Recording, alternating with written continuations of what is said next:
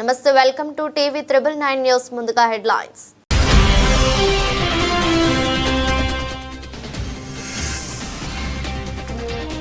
ముఖ్యమంత్రి రేవంత్ రెడ్డితో సమావేశమైన పర్యాటక శాఖ అధికారులు. తెలంగాణ టూరిజం పాలసీ పైన చర్చ.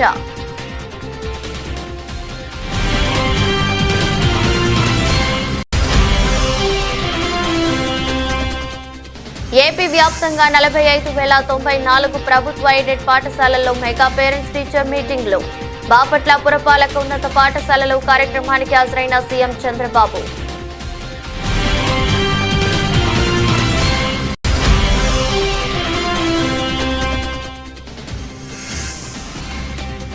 ఏడాది పూర్తి చేసుకున్న కాంగ్రెస్ ప్రభుత్వం. ప్రజలందరికీ శుభాకాంక్షలు తెలిపిన మంత్రి పొన్నం ప్రభాకర్.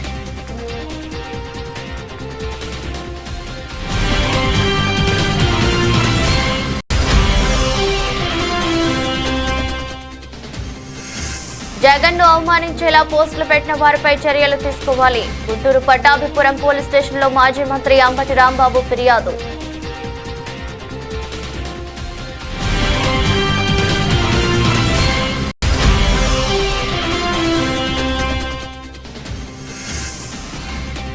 వెలమ వివాదంపై షాద్నగర్ ఎమ్మెల్యే వీర్లపల్లి శంకర్ క్లారిటీ. తప్పుగా భావిస్తే తన మాటలను ఉపసంహరించుకుంటున్నానని స్పష్టం.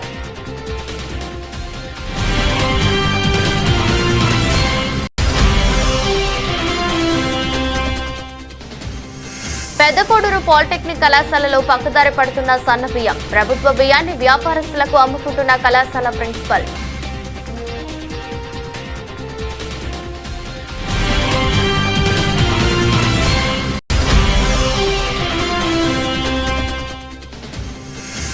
ఏసీపీ నరేందర్ ఆధ్వర్యంలో కరీంనగర్ టౌన్ లో పోలీసుల స్పెషల్ డ్రైవ్. జంక్షన్లలో నిర్దేశిస్తున్న సుమారు 40 మందిని పునరావాస కేంద్రాలకు తరలించిన పోలీసులు.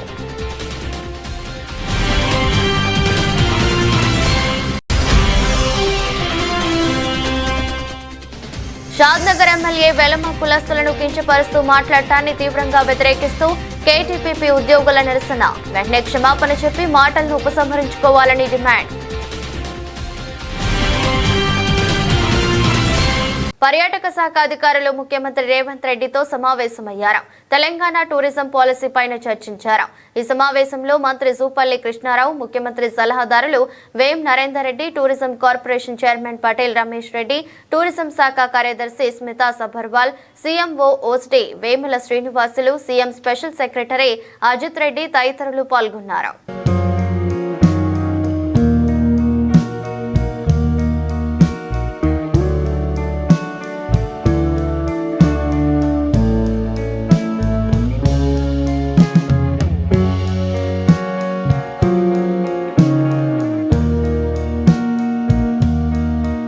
రాష్ట్ర వ్యాప్తంగా 45,094 ప్రభుత్వ ఎయిడెడ్ పాఠశాలల్లో మెగా పేరెంట్స్ టీచర్ మీటింగ్లు ఘనంగా జరుగుతున్నాయి. బాపట్ల పురపాలక ఉన్నత పాఠశాలలో కార్యక్రమానికి ముఖ్యమంత్రి చంద్రబాబు, విద్యాశాఖ మంత్రి లోకేష్ హాజరయ్యారు. పాఠశాల ఆవరణలో కలియ తిరుగుతూ తల్లిదండ్రులతో ముచ్చటించారు. వాళ్ళు పెద్దయి బాగా ప్రయోజకులైతే మిమ్మల్ని సరిగా చూసుకోవడమే కాకుండా వాళ్ళ జీవితాలు బాగుపడతాయి. వాళ్ళ కోసం మీరు కష్టపడుతున్నారు. అలాంటప్పుడు ఆ పిల్లల చదువు ఎట్లుంది? చదువు అనేది పెద్ద ఆస్తి. నాలెడ్జ్ ఎకానమీలో పిల్లలకు చదువు అనేది చాలా గొప్ప ఆస్తి. అది దాన్ని ఎంత పెంచితే అంత ఉపయోగపడుతుంది. మీకు దేశం అభివృద్ధి అవుతుంది, ఆదాయాలు పెరుగుతాయి. ఆ ఆదాయం పెరిగిన ఆదాయం మీ కుటుంబానికి రావాలంటే, మీ పిల్లలకు రావాలంటే చదువు చాలా ముఖ్యం. అందుకనే ఈరోజు లోకేష్ గారి ఆధ్వర్యంలో ఫస్ట్ టైం దేశంలోనే మెగా పెద్ద ఎత్తున తల్లిదండ్రుల సమావేశం పెట్టాడు. కనీసం మీలో ఒక ఆలోచన విధానాన్ని మార్పు తీసుకురావడానికి, మీ పిల్లల్ని పెంచి పోషించడమే కాకుండా వాళ్ళ మీద ఖర్చు పెట్టడమే కాకుండా ప్రయోజకులు చేయడం మీ బాధ్యత. ఆ ప్రయోజకులు చేయాలంటే బాగా చదివించాలి. ఆ చదివించాలంటే ఈ స్కూల్కి వచ్చినప్పుడు ఏం చేస్తున్నారో కూడా మీకు తెలిస్తే దానివల్ల మీ పిల్లలు కూడా సహకరిస్తారు టీచర్స్కి. వాళ్ళు చిన్నపిల్లలు కాబట్టి వాళ్ళకి తెలియదు. ఇప్పుడు బాగా చదువుకుంటే వాళ్ళ జీవితాలు బాగుపడతాయి. దానికోసం పెట్టాం. సంతోషం, మీ అందరితో మాట్లాడుతున్నాం. కాంగ్రెస్ ప్రభుత్వం ఏర్పడి ఏడాది పూర్తి చేసుకున్న సందర్భంగా ప్రజలందరికీ మంత్రి పొన్నం ప్రభాకర్ శుభాకాంక్షలు తెలిపారు. రాబో రోజుల్లో మరింత ప్రజల సంక్షేమానికి, రాష్ట్ర అభివృద్ధికి తమ ప్రభుత్వం కృషి చేస్తుందని మంత్రి పేర్కొన్నారు. నేటికి మంత్రిగా ప్రమాణ స్వీకారం చేసి 1 సంవత్సరం అయింది. శాఖల పరంగా, ప్రభుత్వ పరిపాలన పరంగా రేవంత్ రెడ్డి గారు ముఖ్యమంత్రిగా, బట్టి విక్రమార్క గారు ఉప ముఖ్యమంత్రిగా, సహచర కేబినెట్ మంత్రులు, శాసనసభ్యులు, శాసన మండలి సభ్యులు, కార్యకర్తలందరి సహకారంతో, అధికారుల సహకారంతో ఒక ప్రజాసేవ లోపల సంతృప్తికరంగా సేవ చేసినాం. ప్రభుత్వం అనేక చారిత్రాత్మక నిర్ణయాలు తీసుకుంది. ముఖ్యంగా రైతాంగ రుణమాఫీ కావచ్చు, 200 యూనిట్ల ఉచిత విద్యుత్ కావచ్చు, 500 సిలిండర్లు కావచ్చు, లేదా తెలంగాణ అక్క చెల్లెలందరికీ ఉచితంగా మహిళలు బస్ ప్రయాణం చేయడం కావచ్చు, ఒక విద్యార్థి నాయకుడిగా గతంలో ఉద్యమించిన హక్కు అయినటువంటి పిల్లల బస్ ఛార్జీలు పెంచడం కావచ్చు, ఈ విధంగా అనేక రకాల సంక్షేమ కార్యక్రమాలు చేసిన ఈ ప్రభుత్వం తప్పకుండా భవిష్యత్తు 4 ఏళ్లలో మేము ఇచ్చిన హామీలన్నీ పూర్తి చేస్తామనే విషయాన్ని తెలియజేస్తూ, ఆ విధంగా ప్రజలంతా ఈ ప్రభుత్వాన్ని ఆశీర్వదించాలని ఈ మొదటి సంవత్సరం పూర్తి చేసుకుంటున్న సందర్భంగానే కోరుతూ అందరికీ నా హృదయపూర్వక నమస్కారాలు తెలియజేస్తాను. వైసీపీ అధినేత మాజీ సీఎం వైఎస్ జగన్ కు చెందిన ఫోటోలను మార్పింగ్ చేసి సోషల్ మీడియాలో పోస్టింగ్లు పెడుతున్న వారిపై చర్యలు తీసుకోవాలని మాజీ మంత్రి అంబటి రాంబాబు డిమాండ్ చేశారు. గుంటూరు పట్టాభిపురం పోలీస్ స్టేషన్లో ఫిర్యాదును అందజేశారు.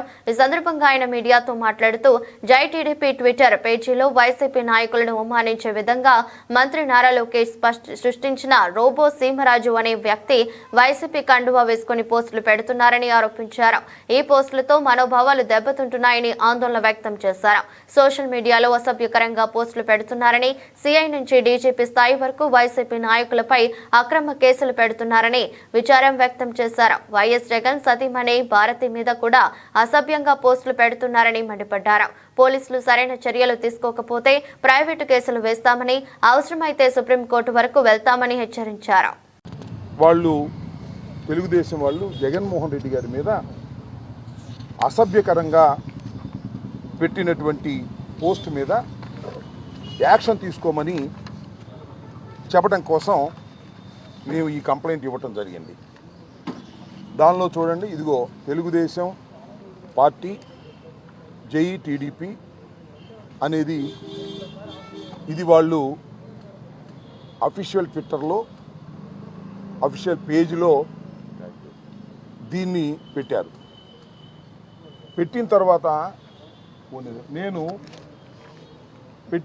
దీన్ని నేను పోస్ట్ చేస్తూ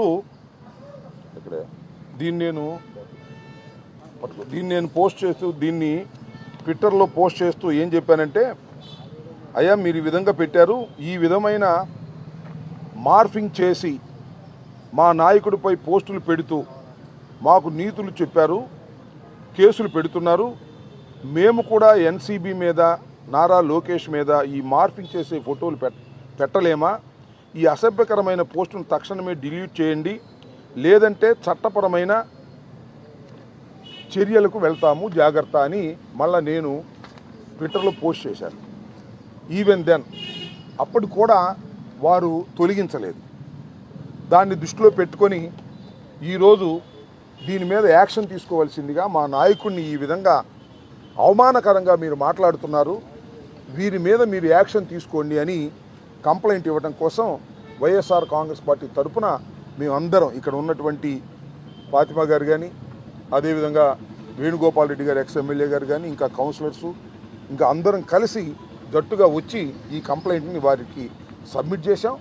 దాంతోపాటు ఎక్నాలెడ్జ్మెంట్ కూడా తీసుకుంటున్నాం. వెలమలను దూషించారన్న వివాదంపై రంగారెడ్డి జిల్లా షాద్ నగర్ ఎమ్మెల్యే వీర్లపల్లి శంకర్ స్పందించారు. తన మాటలు వెలమ జాతికి సంబంధించినవిగా భావిస్తే తన మాటలను ఉపసంహరించుకుంటున్నారని ఎమ్మెల్యే శంకర్ స్పష్టం చేశారు.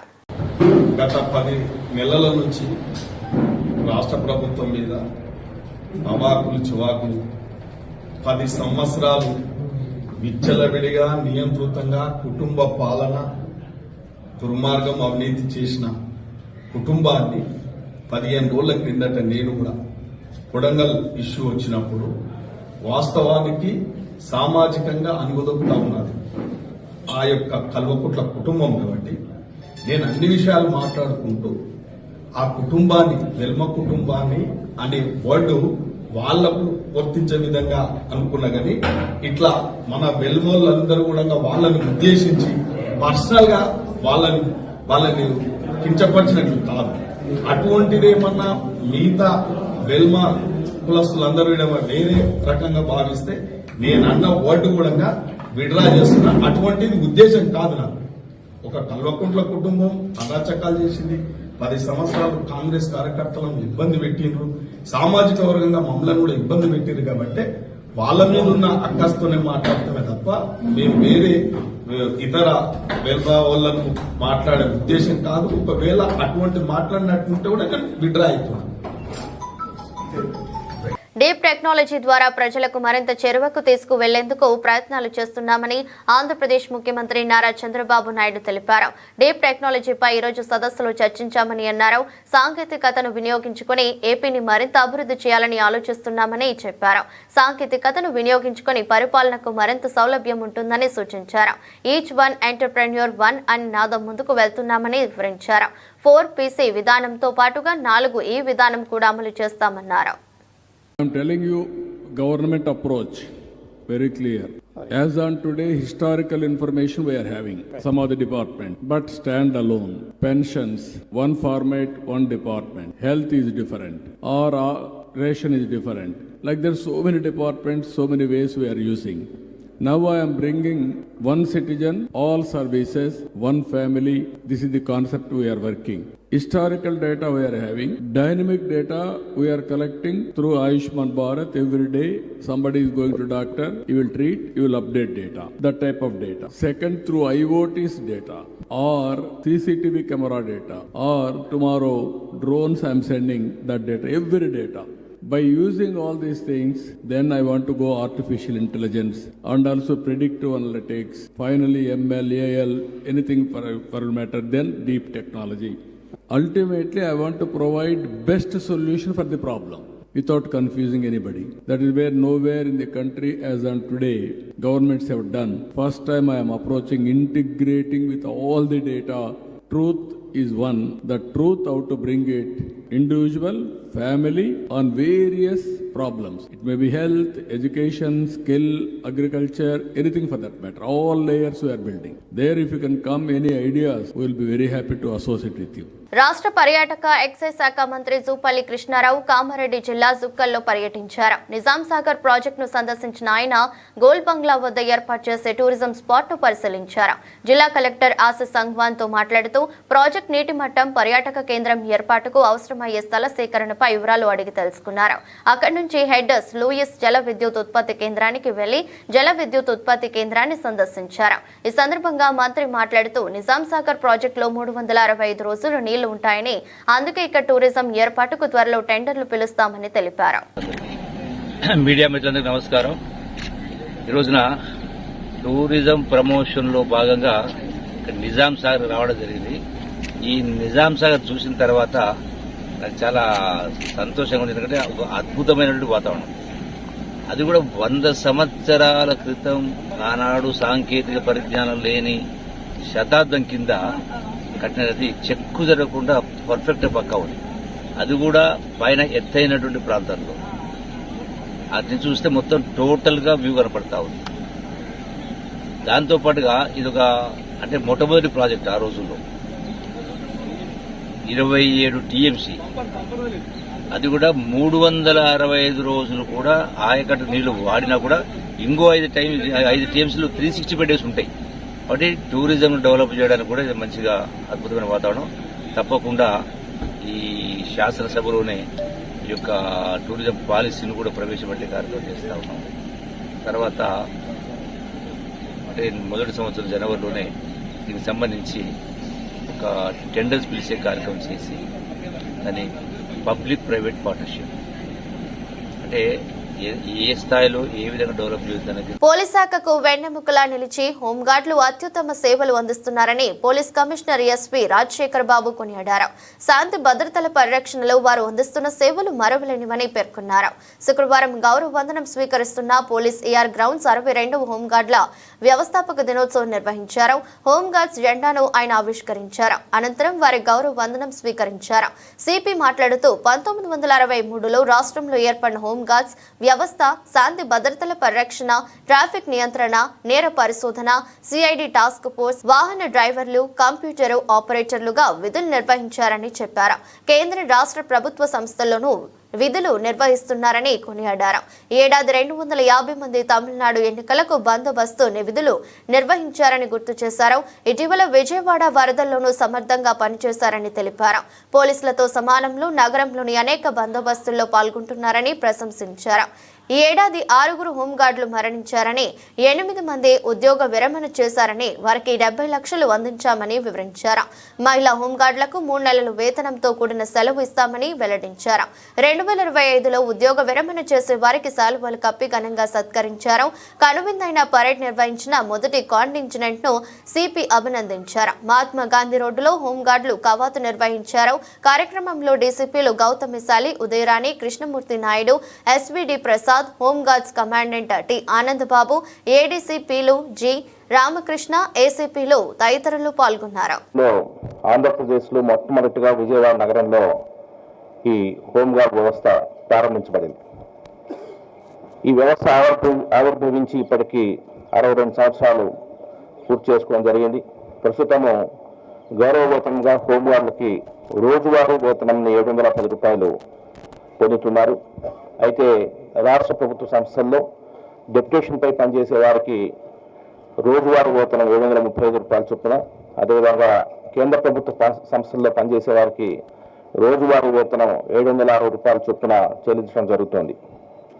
మన విజయవాడ సిటీలో ఎన్టీఆర్ పోలీస్ కమిషనరేట్ మొత్తం 998 మంది హోంగార్డు ఉండగా వీరు శాంతి భద్రతల పరిరక్షణ, ట్రాఫిక్ నియంత్రణ, క్రైమ్ నియంత్రణ, సిఐడి టాస్క్ ఫోర్స్, పోలీస్ అంతర్గత భద్రత, పోలీస్ వాహనాల డ్రైవర్లు, అదేవిధంగా కంప్యూటర్ ఆపరేటర్గా పనిచేస్తూ మరోవైపున కేంద్ర రాష్ట్ర ప్రభుత్వ సంస్థల భద్రత కొరకు అనేక టెక్నికల్ జాగ్రత్తలందరూ కూడా వీరు పనిచేస్తున్నారు. అగ్ని ప్రమాదాలు, వరదలు, కోవిడ్ వంటి అత్యవసర విపత్కర పరిస్థితి ఏర్పడినప్పుడు విధులు నిర్వహించడం, మత సామ్రాజ్యాన్ని కాపాడడం, ఆర్థిక సామాజిక సంక్షేమ కార్యక్రమాల్లో పాల్పంచుకోవడం ఇవన్నీ హోంగార్డు విధుల్లో భాగం. మన విజయవాడ సిటీ పరిధిలో విఐపీ బందోబస్తులు, దసరా నవరాత్రులు, మేరీమాత ఉత్సవాలు, భవానీ దీక్షలు లాంటి బందోబస్తులు, ఇతర ప్రభుత్వ కార్యక్రమాలు, night beats, day beats, communication విభాగాల్లో వీరు సమర్థవంతంగా విధులు నిర్వహిస్తున్నారు. అంతేకాక ఈ సంవత్సరంలో తమిళనాడు రాష్ట్ర జనరల్ ఎలక్షన్కి 250 మంది హోంగార్డ్స్ మరియు ఆంధ్రప్రదేశ్ రాష్ట్ర జనరల్ ఎలక్షన్కి హాజరై సమర్థవంతంగా విధులు నిర్వహించారు. మరియు ఈ సంవత్సరం సెప్టెంబర్ నెలలో విజయవాడలో ఆకస్మికంగా వచ్చిన వరదల్లో 330 మంది హోంగార్డులు వరదల్లో చిక్కుకుని ఉన్న వారి విధులను షాద్నగర్ ఎమ్మెల్యే వీర్లపల్లి శంకర్ వెలమ కులస్తులను కించపరుస్తూ మాట్లాడటాన్ని తీవ్రంగా వ్యతిరేకిస్తున్నట్టు వెలమ సామాజిక వర్గానికి చెందిన జయశంకర్ భూపాలపల్లి జిల్లా కేటీపీపీ ఉద్యోగులు నిరసన తెలిపారు. వెంటనే ఎమ్మెల్యే శంకర్ వెలమ కులస్తులకు క్షమాపణ చెప్పి మాటలను ఉపసంహరించుకోవాలని డిమాండ్ చేశారు. ఈ సందర్భంగా మాట్లాడుతూ తమ రాజకీయ ప్రత్యర్థులను ఎదుర్కోవాల్సిన ఉద్దేశం ఉంటే మీరు ఈ రాజకీయ చదరంగంలోనే కొట్లాడాలి తప్ప ఆ సామాజిక వర్గాన్ని మొత్తం కించపరుస్తూ మాట్లాడటం కరెక్ట్ కాదని హెచ్చరించారు. ఏదైతే షాద్నగర్ ఎమ్మెల్యే వీర్లపల్లి శంకర్ గారు విలువ సామాజిక వర్గం పట్ల చేసినటువంటి అనుచిత వ్యాఖ్యలను ఖండిస్తూ ఈరోజు కేటీపీపీ అందు విలువ విద్యుత్ ఉద్యోగులందరూ తీవ్ర నిరసన తెలియడం జరుగుతుంది. ఈ నిరసనలో భాగంగా వీర్లపల్లి శంకర్ గారిని కూడా హెచ్చరిస్తూ మీరు ఏదన్నా మీకు రాజకీయంగా ఎవరైనా ఎదుర్కోవాలనే ఉద్దేశం ఉంటే, మీ రాజకీయ ప్రత్యర్థులు ఎదుర్కోవాలనే ఉద్దేశం ఉంటే మీరు ఆ రాజకీయ చదరంగంలోనే పోట్లాడాలి తప్ప ఇలా ఆ సామాజిక వర్గాన్ని మొత్తం కూడా కించపరుస్తూ మాట్లాడడం కరెక్ట్ కాదు బిడ్డ. మేము నిన్న నానా కొడుక అన్న బిడ్డ, మేము అందరం కూడా కొడుక అనే అంటే ఎంతసేపు బిడ్డ నేను అనలేమా? దయచేసి, ఎందుకంటే వెల్మ సోదరులు అందరూ కూడా ఎక్కడ ఉన్నా కూడా చాలా మందితోటి అన్ని రకాల కులాలతోటి మతాలతోటి మేము సోదరభావంతో మంచి మిత్రత్వంతో కలిసిమెలిసి ఉంటున్నాం. ఏ రోజు కూడా ఎక్కడ కూడా మేము ఇతర సామాజిక వర్గాలను కించపరిచి మాట్లాడిన దాఖలాలు లేవు. ముఖ్యంగా మీకు యొక్క ధోరణి ఏంటంటే గతంలో కూడా ఒక చింతపండు నవ్వినటువంటి అతను కూడా వెల్మ సామాజిక వర్గాన్ని అతనికి ప్రత్యేకంగా చెప్పాలంటే కేసీఆర్ మీద కోపం అంటే కేసీఆర్ని ఎదుర్కోండి, కానీ సామాజిక వర్గం కించపరచడం అనేది మీ యొక్క మానసిక అంగవైకల్యానికి మీ యొక్క కుంచిత మనస్తత్వాన్ని నిదర్శనంగా భావించాల్సి వస్తుంది. అదేవిధంగా గతంలో కూడా రాష్ట్ర అత్యున్నత న్యాయస్థానం వ్యక్తి కూడా వెలుమలకు పిరికడు బియ్యం అయితే సరిపోతాయి వాళ్ళెంత అని మాట్లాడడం, అలాంటి మాటలే ఇలాంటి చెంచాగాలను ప్రోత్సహించినట్లుగా మేము భావించాల్సి వస్తుంది. దయచేసి అత్యున్నతమైనటువంటి స్థానాల్లో ఉన్నటువంటి వాళ్ళు బాధ్యతగా మెదులుతూ వాళ్ళ యొక్క కింది స్థాయి నాయకులను కూడా బాధ్యతగా ఉండేలా చూడాల్సిన బాధ్యత వాళ్ళపైన ఉందని భావిస్తూ ఇక కూడా భవిష్యత్తులో ఇలాంటి సంఘటనలు జరగకుండా చూసుకోవాల్సిన బాధ్యత మీపై ఎంత ఉందని కూడా ఈ కేటీపీపీ విద్యుత్ ఉద్యోగుల తరఫున హెచ్చరిస్తూ ఖబర్దార్ బిడ్డ, భవిష్యత్తులో కూడా ఇంకా ఇలాంటి మీరు మాట్లాడితే మాత్రం సహించేది లేదు. అందుకు మేము కేటీపీపీ విద్యుత్ ఉద్యోగుల తరఫున హెచ్చరిస్తున్నాం. సహజ నటన సావిత్రికే సొంతమని తెదేపా పోలిట్ బ్యూరో సభ్యుడు తొండెపు దశరథ జనార్దన్ అన్నారు. మహానటి సావిత్రి కళాపీఠం ఆధ్వర్యంలో హనుమం తరహై గ్రంథాలయంలో నిర్వహించిన సావిత్రి జయంతి వేడుకలకు ఆయన ముఖ్య అతిథిగా పాల్గొని ప్రసంగించారు. నటిగానే కాక దర్శక నిర్మాతగా చిత్ర పరిశ్రమలో తనకంటూ ఒక ప్రత్యేక స్థానాన్ని సంపాదించుకున్నారని కొనియాడారు. పరుచూరి విజయలక్ష్మి సావిత్రి కళాపీఠం పేరుతో సంస్థను నెలకొల్పి కార్యక్రమాలు నిర్వహించడం అభినందనీయమన్నారు. అనంతరం నిర్వాహకులు జనార్దన్ తో పాటు నవరంగ్ థియేటర్ అధినేత ఆర్వి భూపాలరావు ప్రసాద్ ను ఘనంగా సత్కరించారు. కార్యక్రమంలో దుర్గా కళామందిర్ నిర్వాహకుడు పాలేపు రామారావు, డేవిడ్ రాజు, ప్రబల శ్రీనివాస్ తదితరులు ఉన్నారు. సావిత్రి గారి కార్యక్రమానికి నేను ఫిల్మ్ డిస్ట్రిబ్యూటర్స్ సమావేశంలో మాట్లాడటానికి వచ్చినప్పుడు అక్కడ ఆహ్వానించడం జరిగింది. సావిత్రి గారు అంటే తెలియని వారు లేరు. నిజంగా ఆమె దక్షిణ భారత చలనచిత్ర రంగంలో చెరగని ముద్రేసింది. ఆమె నటిస్తూ ఉంటే కళ్ళతోనే నవరసాలు పండించేది. ఆమె హీరోలతో పాటు పోటీ పడి హీరోయిన్గా, సావిత్రి ఉంటే హీరోయిన్గా చూడటానికి వచ్చే రోజులు కూడా పూర్వం మనం చూసాం. పెద్దలు మీలో పెద్దలందరికీ తెలుసు. అట్లాంటి ప్రత్యేకతను సంతరించుకున్న సావిత్రి గారు మన పక్కనే తెనాలిలో పుట్టడం, ఆ తర్వాత పాపం కొద్ది వయసులోనే వారి ఫాదర్ తండ్రి గారు పరమపదించటం, పెదనాన్న గారి దగ్గర పెరగటం, పెరిగే టైంలో ఆయన గమనించాడు ఏమిటి నాట్యం పట్ల ఆసక్తి ఉందని, కళల పట్ల ఆసక్తి ఉందని ప్రోత్సహించాడు. ప్రోత్సహించి అప్పుడే తొలి దశలోనే పాతాళ భైరవిలో ఒక చిన్న పాత్రతో స్టార్ట్ చేసింది. ఆ తర్వాత ఆమె యొక్క నటనా చాతుర్యాన్ని చూసి పృథ్వీరాజ్ కపూరే ఆ కాలంలో ఆమెని అభినందించారు. పువ్వు పుట్టగానే పరిమళిస్తుంది అంటారు చూడండి, అప్పుడే ఆమె యొక్క నైపుణ్యం తెలిసిపోయింది. అలా ఆమె ఎంతో గొప్ప కళాకారునిగా ఎంతో మందికి ఆదర్శంగా నటనలో నిలిచి మరి కొద్ది వయసులోనే పాపం 47 సంవత్సరాల వయసులో మనల్ని విడిచి వెళ్ళిపోయింది. సరే, మీ అందరికీ తెలుసు ఆమె చాలా సున్నిత మనస్కరాలు, అనేక ఇబ్బందులు పడ్డది. చరిత్ర మీరంతా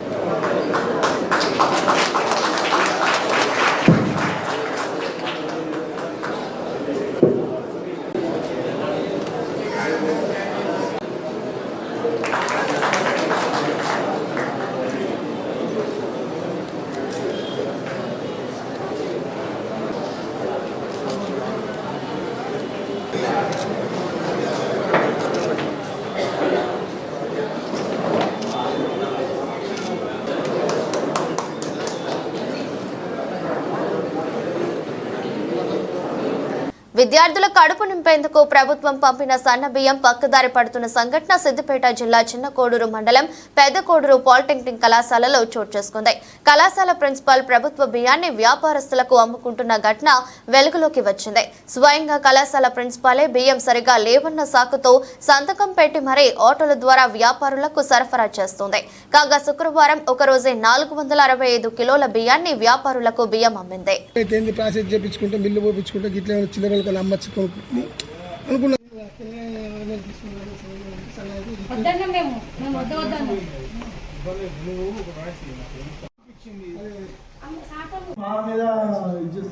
చేయకూడదు అంటే మేము నెక్స్ట్ టైం నుండి చేయకూడదు. అది తెలియదు, నాకు ఐడియా లేదు. నేను ఇక్కడ ఫస్ట్ టైం వచ్చాను.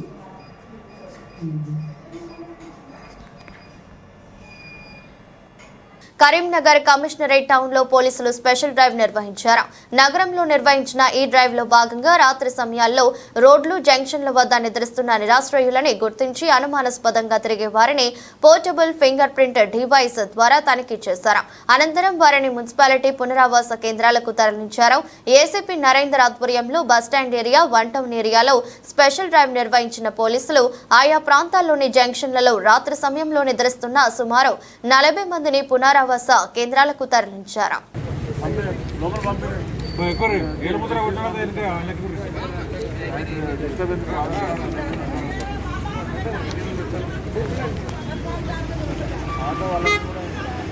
వార్తలు ముగించే ముందు మరోసారి హెడ్లైన్స్.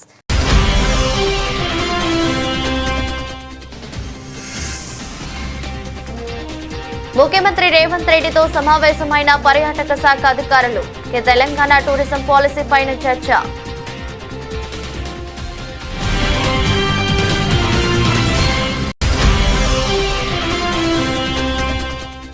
ఏపీ వ్యాప్తంగా 45,094 ప్రభుత్వ ఎయిడెడ్ పాఠశాలల్లో మెగా పేరెంట్స్ టీచర్ మీటింగ్లు. బాపట్ల పురపాలక ఉన్నత పాఠశాలలో కార్యక్రమానికి హాజరైన సీఎం చంద్రబాబు.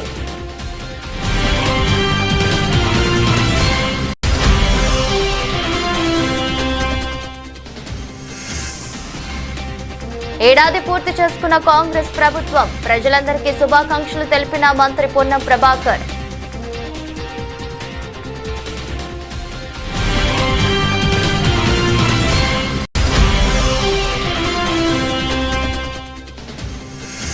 జగన్ను అవమానించేలా పోస్టులు పెట్టిన వారిపై చర్యలు తీసుకోవాలి. గుంటూరు పట్టాభిపురం పోలీస్ స్టేషన్లో మాజీ మంత్రి అంబటి రాంబాబు ఫిర్యాదు.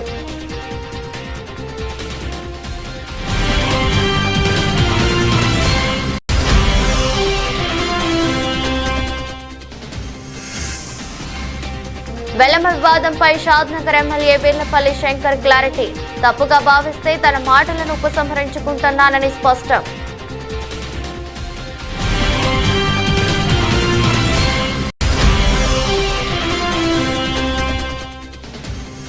పెద్దకోడూరు పాలిటెక్నిక్ కళాశాలలో పక్కదారి పడుతున్న సన్న బియ్యం. ప్రభుత్వ బియ్యాన్ని వ్యాపారస్తులకు అమ్ముకుంటున్న కళాశాల ప్రిన్సిపల్.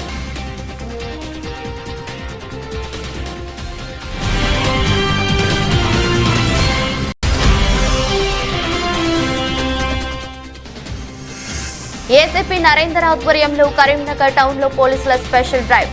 జంక్షన్లలో నిర్దేశిస్తున్న సుమారు 40 మందిని పునరావాస కేంద్రాలకు తరలించిన పోలీసులు.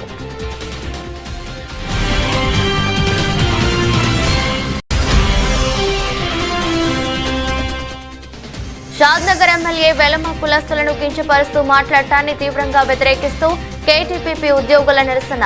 వెంటనే క్షమాపణ చెప్పి మాటలను ఉపసంహరించుకోవాలని డిమాండ్. ఇది బులెటిన్. మరో బులెటిన్లో మళ్ళీ కలుద్దాం. అంతవరకు సెలవు. నమస్కారం.